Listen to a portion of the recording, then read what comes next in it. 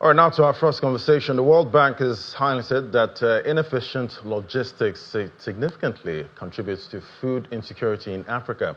Challenges such as poor road infrastructure, inadequate storage facilities, and limited access to markets hinders the efficient distribution of goods, leading to increased post-harvest losses and the higher food prices. Yeah, addressing these logistical issues is crucial for improving food security and supporting the livelihoods of farmers across the continent. Well, joining us to discuss more, we have Sehinde Afolayan, as the co-founder and CEO, Haul247.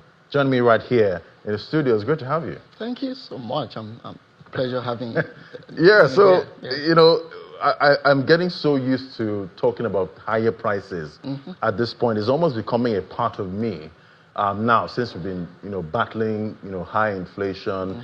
And definitely, we've seen the whole subsidy removal and all of that impact logistics, getting the food to the consumer, at this point. Now, we're talking about rams today. Ram prices, those are high. Very high. At this point, the prices I don't think anybody's used to, at this point. So, talk to me about transportation, delivery problems, how that's, really impacting this food availability issue, that we're having. Larry, impact everybody, even as of today, right?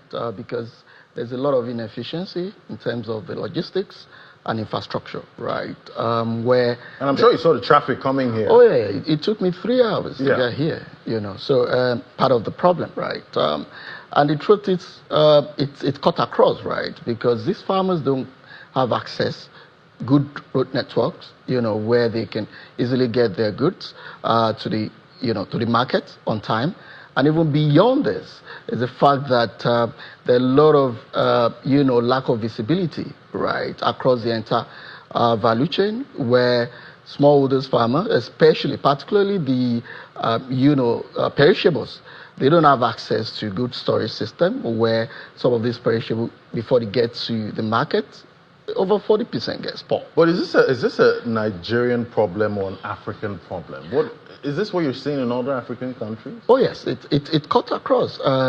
Especially, I think ours is a bit more complex because of the population. The size is huge, and which means this size is growing, and they need food to eat. So it's even though it's an African problem, but particularly Nigeria is a bit, prices continue to soar despite all of the interventions.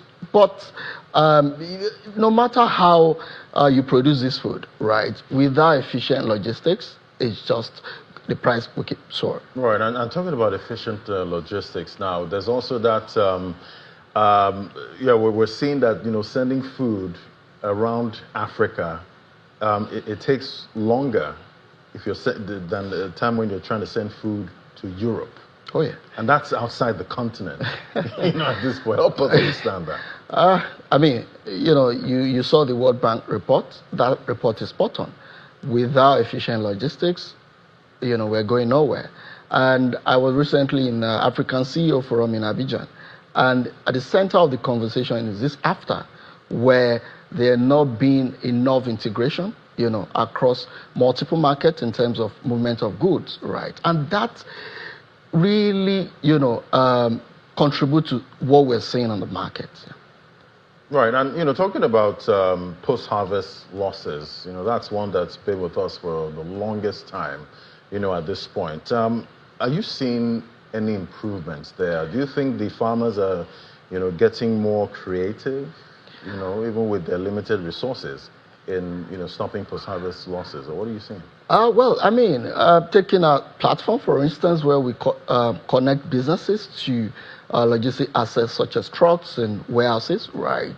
We've seen, improvements where, a lot of adoption is being done. Government too, they're doing enough, but we've not seen that level of investments, across the SMEs, and even beyond this, public-private partnership will have to play a very huge role in solving some of these issues. Right, and we see that World Bank report, also speaks to fixing transport and delivery systems can help, solve food shortages. And I'm also thinking about security. Security is also a big one there. Yeah. It is, without a doubt, right? We've seen, a lot of, government, intervention around security, but we see that if a lot of these issues can be solved, permanently. Which one do we solve first? Security or? Both.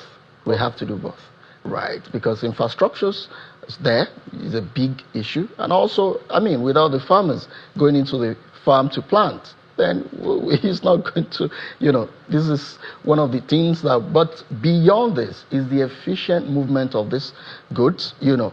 Are we getting the right quantity that is being produced to the buyers or the manufacturers or even you and I? The answer is no. A lot of it gets spoiled on the road, yes. Yeah. Okay, when there's a problem, some people see opportunity. Oh, yeah. And we know, savvy investors are always looking at issues differently. And they find out ways to, solve the problem and make money, at the same time. Yeah. What opportunities are you seeing there? A lot. Huge, right. Opportunities and gaps, they're, coin different, opposite sides, right?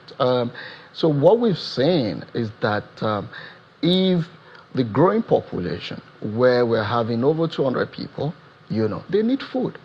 And they need it as at, now, right? And we've seen e-commerce, retail expanding. And at the base of this is logistics. Without it, some of these sectors that we've mentioned will not just happen overnight. And we've seen that if investors can really invest in some of these critical infrastructures that we're talking about and making it more efficient, because we've seen, even with data that we collect a very huge data, making sure all of these touch points, and that's basically why Haul247 exists, to make sure that we aggregate all of these touch points and make it more smarter, more efficient, right? An investor can do a lot more by investing in this.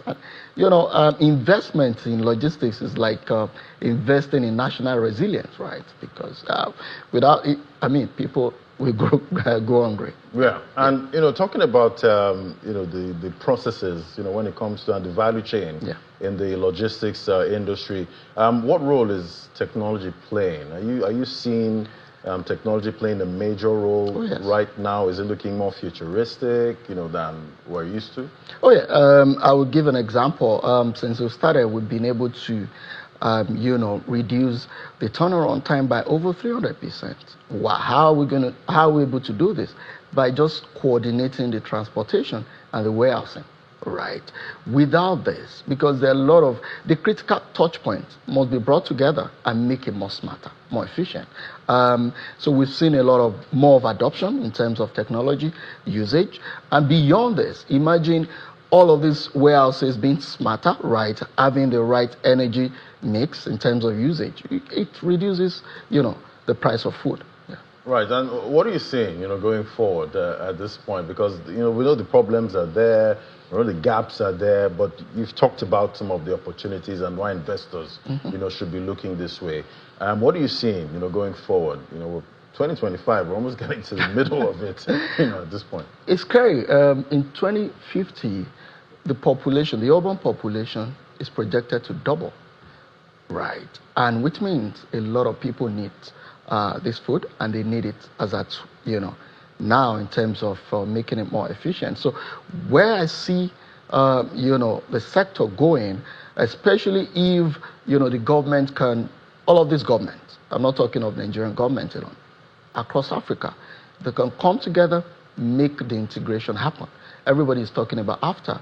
We're talking about 1.4 trillion or 1.2 trillion people, population, making it more efficient where we don't have to ship from Europe before we get access to some of this. Do you think Africans like to buy from Africans?